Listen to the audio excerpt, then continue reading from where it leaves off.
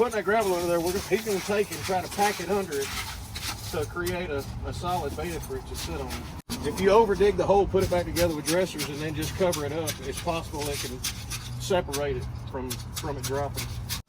We backfill our entire ditch with gravel, so when this is poured back, you don't have any settling in the future. And this sure looks clean around here too. They filled up the dump trailer instead of putting it in the customer's parking lot.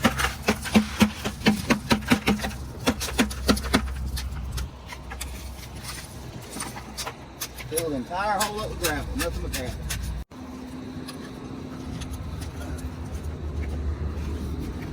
Fill it up with gravel, it's a lot better than putting just that dirt that'll settle down. So that won't move right there. Yeah, fill it up with slap gravel, and then you ain't got to worry about it settling. Okay.